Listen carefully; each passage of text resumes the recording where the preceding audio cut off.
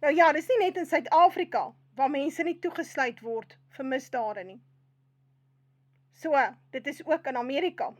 En hulle grootste en bekendste saak is die Epstein saak, die Jeffrey Epstein saak.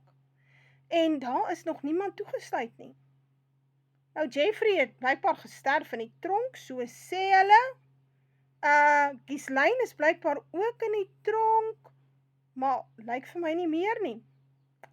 So die Epstein storie was, hy het hom nou self gehang in die tronk en niemand weet eintlik hoe nie en ag die ding is nie mooi bekyk nie. Daar's so baie vrae omtrent dit. Nou ja, Epstein was 'n agent vir die Mossad.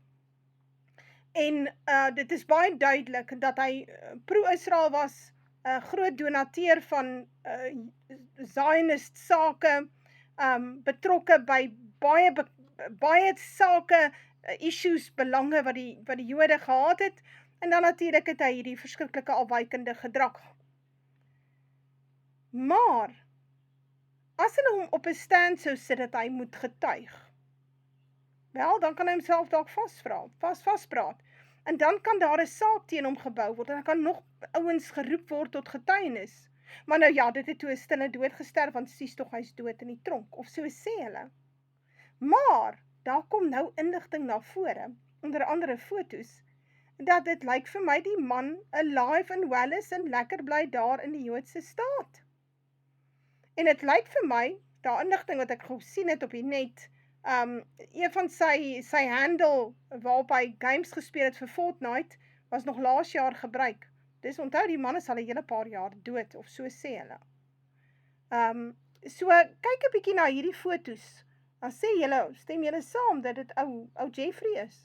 A single image from Tel Aviv has reignited one of the internet's darkest debates. Who is this guy spotted in? The image shows a white-haired, white-bearded man wearing sunglasses walking with two men who appear to be bodyguards. The photo was taken in Tel Aviv. The man's face looks familiar, but no name is confirmed. Online, speculation quickly followed. As renewed attention is placed on the Epstein files, some users claim the man resembles Jeffrey Epstein and argue he may still be alive. Screenshots are zoomed in, facial features compared, and timelines re-examined. Others push back, saying the image proves nothing and warning against turning resemblance into accusation. The debate goes beyond the photo itself. Some commenters argue that for someone with Epstein's wealth and connections, faking a death would be easier than facing accountability.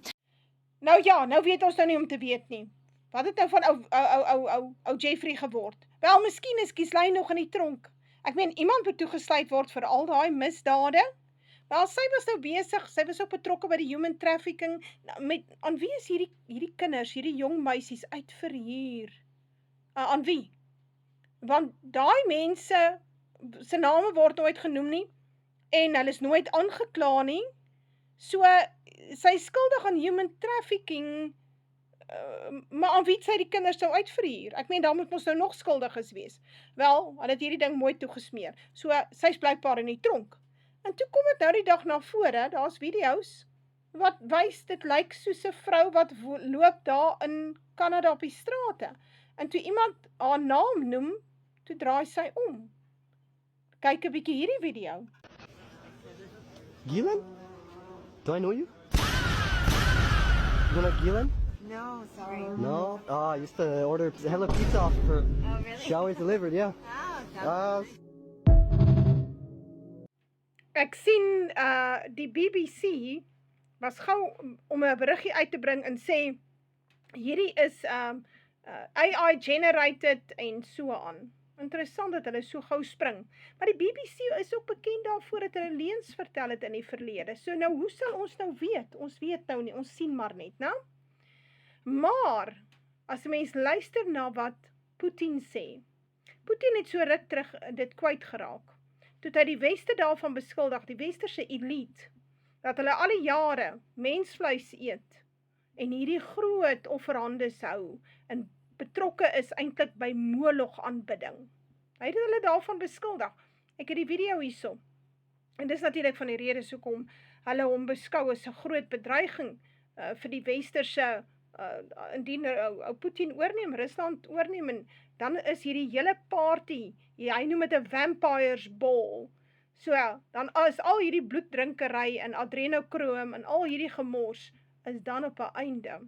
En ek dink dit is hoekom hulle so baie bekommerd is oor ou Rusland. So, luister mooi wat sê Putin. Столетиями набивать брюхо человеческой плотью, а карманы деньгами. Но они должны понять, что бал вампиров заканчивается. Putin and the Russians knew all along that Pizzagate was real, and now in 2026, people are finally figuring this out because all of the Epstein files have been released.